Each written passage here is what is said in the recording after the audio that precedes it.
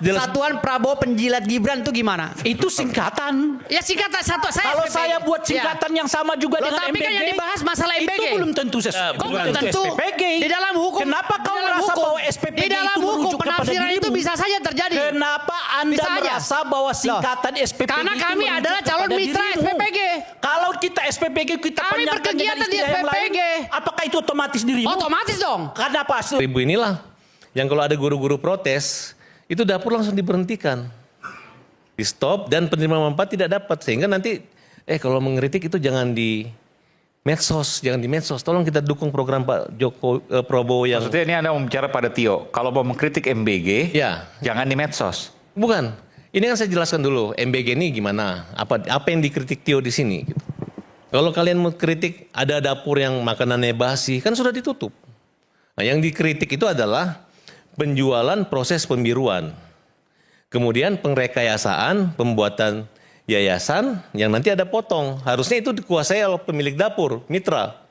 Tio menyebut MBG itu yayasan dengan istilah maling berkedok gizi. Ya, itu kejadian nggak? Tunggu dulu, tapi itu kan narasinya, kan saya jelaskan. Ya kejadian nggak? Kejadian. Oke, artinya Tio benar. Bukan, beda. Apa masalahnya? Loh, kan oknum. Sekarang kalau satuan penjilat Prabowo Gibran gimana? Satuan Prabowo Penjilat Gibran itu gimana? Itu singkatan. Ya singkatan satu. Kalau saya buat singkatan yang sama juga dengan tapi MBG. Kan yang dibahas masalah MBG. Itu belum tentu SPPG. Di dalam hukum. Kenapa kau merasa bahwa SPPG di dalam itu hukum merujuk kepada penafsiran dirimu? itu bisa saja terjadi. Kenapa Anda merasa bahwa singkatan SPPG karena itu kami adalah calon mitra SPPG. Kalau kita SPPG kita kami berkegiatan di SPPG. Apakah itu otomatis dirimu? Otomatis dong. Kenapa otomatis? Ada jurisprudensi yang memfonis Ahmad Dhani buktinya. Itu orang yang bisa saja. Tidak berarti bisa saja. Kami sebagai pelaku di dalam situ merasa terhina dan terfitnah. Rakyat ya sah. Gak bisa. Kalau orang menyebut Anda dari tadi nalurinya terbalik. Raja-raja akal Anda tidak sehat lagi berpikir seperti itu. Banyak makna, tidak bisa dimonopoli. Sejak kapan SPPG orang tidak pernah dilarang untuk berpikir. Hukum. Dalam undang-undang apapun orang tidak pernah dilarang untuk berpikir. Tetapi berpikir dengan penyampaian yang salah itu menjadi pidana dan delik. Itu adalah dirimu, belum salah. Anda yang salah. Mulai pikiran Anda terbalik. Ketika saya meluruskan kepada mahasiswa tentang MBG, sedikit saja. Bapak harus menghargai. Kenapa? Jadi MBG ini kan sudah jalan dengan 28.000 dapur. Kemudian pembagian dari 2.000 itu udah jelas.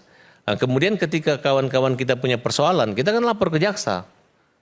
Nah, ini kan persoalannya kan waktu OTT menyerahkan uang itu. Kalau misalnya negara melindungi, dipakai uang negara atau akan dikembalikan seketika, kemudian dihadiahin dapur, mungkin banyak orang akan mengadukan.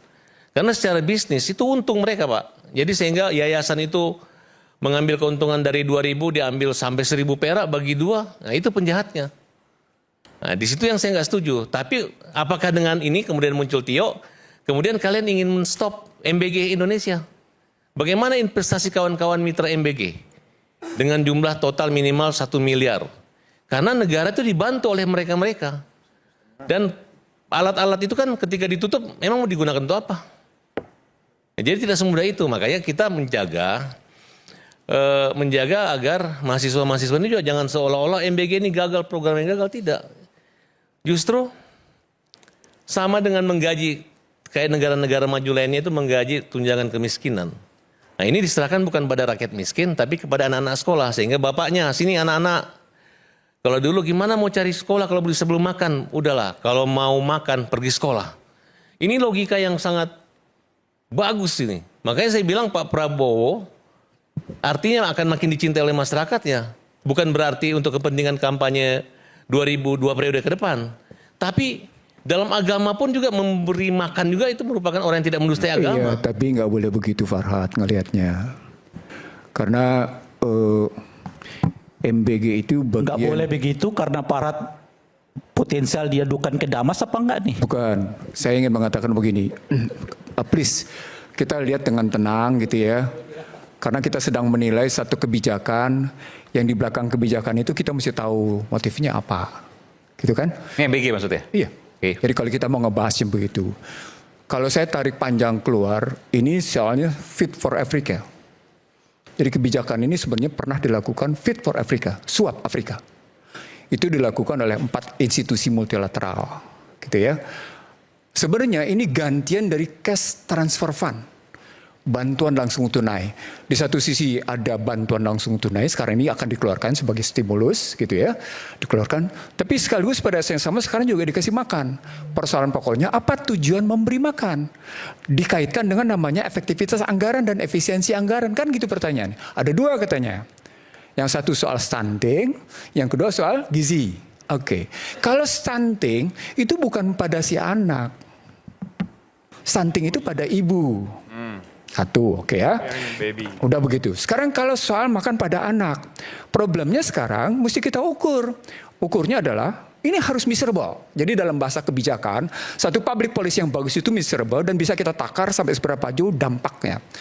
Measurable-nya adalah, terukurnya adalah bagaimana jika kita konversi dari MBG itu kita berikan kepada ibunya atau kepada anak, kepada bapaknya bentuknya pekerjaan.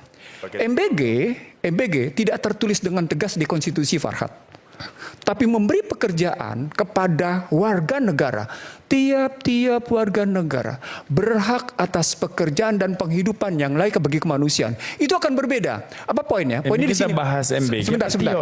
Sebentar. Bapak setuju bahwa MBG itu menambah 1,5 juta? Setuju kan Pak? Menyebutkan itu ke saudara. Bukan Bung Rey.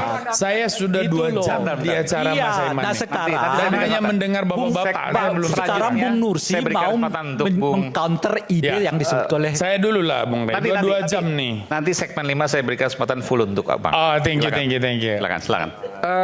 Gue sebenarnya gak kepengen berebut ngomong. Gak ada gunanya juga berebut ngomong, ngapain. Nanti saya berikan full. Jadi saya pernah begini. Kan bukan hanya Anda yang dekat dengan penguasa. Anda ini maksudnya apa? Siapa lah terserah. Bodoh amat. Gue gak mau tahu. Poinnya adalah kalau kita mau berpikir tentang good public policy, kita harus dengan jelas merumuskan problemnya itu apa. Sampai rujuk pada posisi perencanaan dengan agenda aksinya apa, dengan anggaran kayak gimana dan model evaluasinya kayak apa. Itu good public policy namanya. Kebijakan publik yang baik itu diurus sedemikian rupa. Tadi saya bilang, Anda ngapain ngasih MBG? Gimana kalau kita ubah? Sampai orang kan akhirnya curiga ketika kita ngebahas public policy, kebijakan publik pada MBG. Ini orang curiga. Curiganya apa? Jangan-jangan arahnya dalam rangka persiapan 2029. Itu curiganya. Terlepas apakah itu benar kecurigaan itu atau tidak.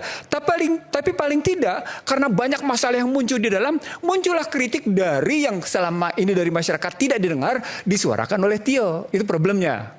Tio berusaha menyampaikan itu dan kemudian dengan gaya narasi dia, dengan bahasa dia yang pedas gitu ya, dan enak didengar oleh mahasiswa, nyampe. Walaupun secara sistematik struktural enggak juga, punya masalah juga di situ. Karena apa? Karena dia tidak mempersoalkan bagaimana apa yang disebutkan satu kebijakan. Dia cuma output kebijakan dia masalahkan, tapi tidak kemudian secara sistematik struktural tentang kebijakan itu. Nah, sekarang kita pindah. Kalau begitu, ketika tadi Ray menyatakan, ini persoalan etik, bukan lagi persoalan hukum. Baik, sekarang pertanyaan. Yang menghidupkan etik itu seperti ini siapa? Kan sistem. Ini sistem yang salah, yang kemudian ditunggangi oleh aktor. Prabowo bilang, ini salah sistem. Tapi cara berpikir Prabowo Subianto, gue gak sebut presiden ya. Cara berpikir Prabowo Subianto tentang sistem, dia tidak kemudian terintegrasi, gitu ya, komprehensif, dan kemudian mengakar. Sepotong-sepotong, dan akibatnya ketika dia coba menyampaikan argumen-argumen dia depan panggung, dampaknya kesannya cuma menyangkal. Itulah yang kemudian menyebabkan adik-adik ini merasa perlu punya representasi untuk membalas sangkalan itu. Muncullah sikap Ray. Artinya kalau kita melihat secara struktural, teman-teman sekalian, mestinya kita melihat ada tokoh yang salah, ada sistem yang salah. Ini pemerintahan. Artinya ada tokoh yang salah, ada sistem yang salah. Ketika kita pindah ke posisi Tio Adianto posisinya, maka pertanyaannya, kenapa mesti Tio menghadapi polisi atau laporan itu, atau Tio menghadapi netizen, atau pada saat yang sama Tio menghadapi pejabat? Tio ini cuma sekedar representasi dari sebuah kegundahan akibat dari kebijakan yang banyak disangkal, denial. Itu problemnya posisinya. Nah dari situ cara pandangnya pun nggak bisa cuma sekedar, yuridis legal, nggak bisa. Kata kuncinya nggak bisa lagi kita jawab dengan judicial, sama seperti kita ngelihat anggaran berdasarkan Undang-Undang 17/2003. Nggak bisa melulu kita lihat pada posisi fungsi anggaran, tapi maksud dan motif dari anggaran itu apa? Dalam kerangka itu balik ke persoalan apa yang disebut oleh Ray, tapi Ray tergantung pada posisi gantung bahwa tidak ada. Ini bukan cuma sekedar etik, ini ada sebuah sistem yang salah secara besar dan berjalan terus-menerus sehingga pejabat pun bisa menghina, kita bisa saling menghina, dan kita menikmati saling hina itu sebagai bagian dari tidak etiknya kehidupan kita. Itu problem besarnya. Nah, berikutnya ketika kita tahu dalam posisi kayak gitu, lalu kita mesti ngapain? Sudah saya sampaikan juga ke para penguasa ini. Ini loh yang harusnya kita selesaikan. Misalnya contoh sederhana. Kan setelah MBG, anggaran kedua apaan? Tadi yang disebut oleh Ray, pertahanan seperti juga disebut teman-teman. Saya menyebut begini, mana penting ngebangun batalion tempur atau batalion cyber kalau melihat dari peperangan Iran melawan Amerika dan Israel? Batalion cyber atau batalion tempur? Kan anggaran Kemenhan sekarang lebih ke batalion tempur. Salah satunya. Begitu juga pertanyaan pada MBG. Kalau Anda tadi bilang sekitar 300 triliun. Fine, jadi. Bagaimana kalau 300 triliunnya kita ubah? Tidak menempatkan masyarakat itu tangannya di bawah. Tapi dalam posisi hand. Mana lebih bermartabat? Maksudnya gimana? No, maksud dia jangan menjadikan lapangan kerjaan dong. Oke. Berikan mereka lapangan kerjaan. Kan disebutkan tadi. Gitu loh ceritanya. Kan MBG kan lapangan kerja. Beda Bu. Lapangan kerja. Ya kenapa? Kan saya udah hitung. Itu kan pemimpinan kerja diantaranya ya. Untuk memberi makan tenaga pengajar atau... Ada peternak, petani, Ya. Tapi kan mereka nelayan, mengkritik, misalnya misalnya. mau ya. Kalau menyangkut Outputnya yang kita lihat. Jadi cara berpikirnya sekali lagi saya mengajak Anda semua berpikirnya jangan parsial. Oke. Saya mengajak Anda berpikir sistemik struktural. Kalau anggaran dimaksudkan dalam rangka mengangkat kesehatan, memperbaiki stunting, maka kata kuncinya adalah core-nya adalah family. Keluarga. Oke. Gitu ya. Kata kuncinya di situ. Kalau kita tahu bahwa kata kuncinya adalah keluarga, maka pertanyaan, apakah si keluarga tadi, kepala keluarganya punya pekerjaan untuk bisa menghidupi anggota keluarganya secara sehat atau tidak? Fit Africa, harus saya sampaikan sama Anda, Fit for Africa itu sebenarnya bukan sekedar menyuapi orang Afrika, tapi di belakang itu adalah dalam rangka juga mengambil sumber daya Afrika. Sehingga mereka menyuapi Afrika. Loh, itu tesis yang muncul sebelum tahun 2000 gitu loh. Sampai akhirnya awal di tahun abad 21 itu masih muncul kayak gitu. Kalau kita ngikutnya namanya MBG itu sebagai Schools Meals Coalition yang dilakukan oleh namanya UNDP, UNHCR, World Food Program, WHO, maka kelihatan kok ada motif politiknya apa. Jadi cara membacanya ini, kalau cara ngebacanya cuma seperti yang Anda bilang, ya sama juga. Tapi kalau MBG dilihat ada motif politik. Loh, tadi sudah saya bilang.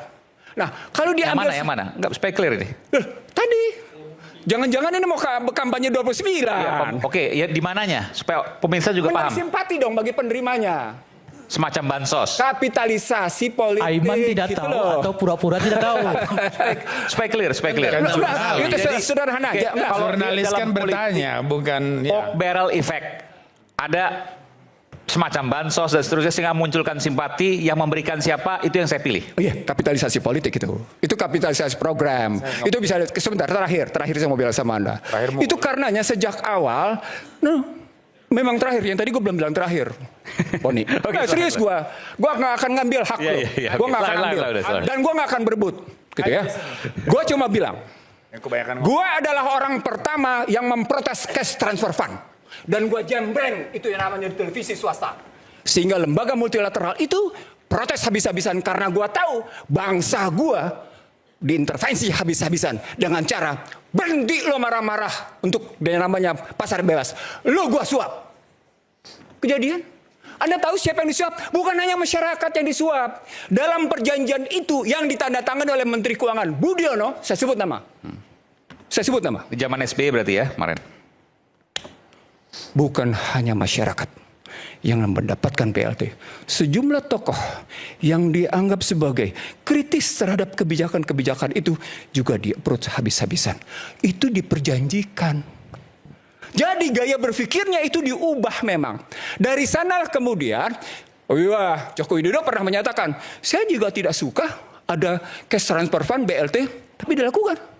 Ya, cash transfer fund itu BLT, bantuan langsung tunai, Ya. bansos dan Ada juga langsung ada juga Family Hope Program namanya. tunai, ya. Ada juga Family Hope Program. Sampai sekarang masih ada. Justru dalam rangka mengakumulasi simpati politik yang saya bilang kapitalisasi politik itulah investasi politik, mereka lakukan juga. Persoalan pokoknya menjadi begini.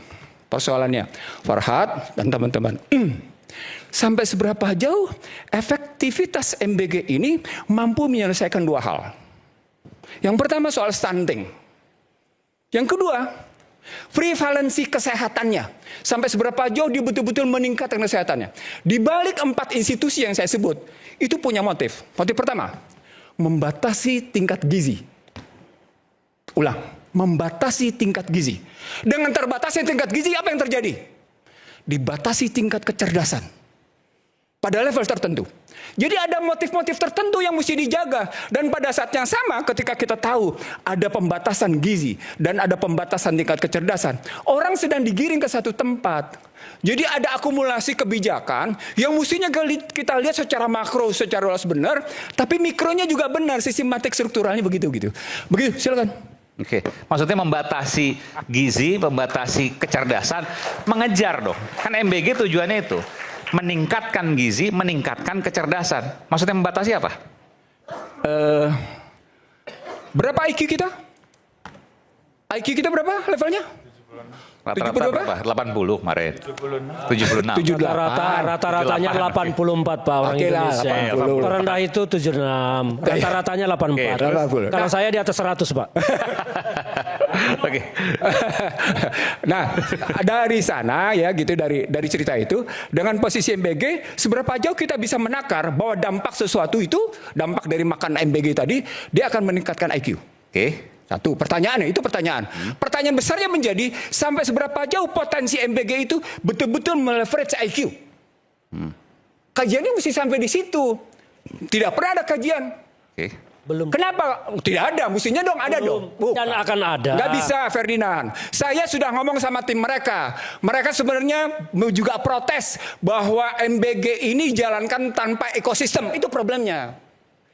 Jadi tanpa ekosistem yang benar mereka sudah jalanin. Itu protes mereka. Saya yang juga kedua, protes kok pelaksanaan MBG itu. Oke ya. Oke, yang kedua. Mau menyampaikan sesuatu sedikit sebelum? Ya, jadi begini, mengenai anggaran tadi penghematan. Bukan yang MBG tadi? Ya, ini termasuk dari MBG. Soal kecerdasan, Ya. soal gizi? Untuk mengatasi stunting ini, awalnya itu tahun 2022, pemerintah mengalokasikan anggaran sebesar 44,8 triliun untuk mengatasi stunting. Tetapi yang betul-betul untuk pemenuhan gizi anak-anak bangsa itu tidak sampai 10%. Ya, yang 90% lebihnya itu dipakai untuk perjalanan dinas, ya kan, rapat-rapat seremonial, itu yang dipakai. Kemudian studi banding dan lain sebagainya. Yang nggak penting lah gitu. Yang tidak penting. Tidak terlalu penting. Oleh karena itulah diambil anggaran itu dibentuk badan lembaga baru dan pos-pos anggaran yang dikira tidak penting, yang seperti saya sebutkan tadi, itu direfocusing ya untuk memenuhi kebutuhan gizi. Nah, masalah gizi itu kan sambil berjalan tuh, mau sambil apakah diadakan tadi penelitian dan lain sebagainya, tetapi tidak hanya pembunuhan gizi anak bangsa, multiplier efeknya daripada dapur MBG ini, dia akan menumbuh kembangkan perekonomian di pedesaan, menumbuh kembangkan Saya punya para pertanyaan petani. satu aja. Saya punya pertanyaan satu aja. Ya. Pada tiap kotak, enggak, kan udah ngejelasin tadi soal gizinya. Saya Ya. punya pertanyaan satu aja. Ompreng. Tiap ompreng itu ada nggak data tentang angka kecukupan gizi? Ada. Dari kalorinya. Coba. Kalorinya bisa ketahuan. Ya, jadi yang dasarnya ini kita kembali seperti saya zaman dulu sekolah, kita diajarkan makan 4 sehat 5 sempurna. Ya, iya. Makanya ini anak-anak ini mulai dikembalikan seperti dulu supaya tidak ada lagi yang stunting, tidak lagi anggaran stunting dipakai untuk hal-hal yang tidak berguna. Nah, daripada dia dilakukan refocusing, tetapi dibagian bagi BLT itu kadang-kadang orang tuanya dipakai main judol dan lain sebagainya yang tidak bermanfaat. Ya, makanya lebih bermanfaat dibagikan melalui dapur SPPG. Kalau soal dan judol multiplier efeknya itu bagi perkembangan ekonomi di pedesaan. Oke. Itu yang perlu kita pertahankan untuk generasi kita di masa mendatang. Saya khawatir, kalau tidak kita dumas ini si Tio, maka para petani tadi yang sudah makmur tadi, ya kan, untuk mengembangkan usaha dan pertaniannya akan mencari Tio apabila ini Mungkin masalahnya tutup dapur SPV. Itu lagi, Pak. Mungkin masalahnya bukan MBG. Enggak, ini pernyataan serius. Nanti kita bicara pas jeda, sesaat lagi kami akan segera kembali. Petani mencari Tio. Waduh.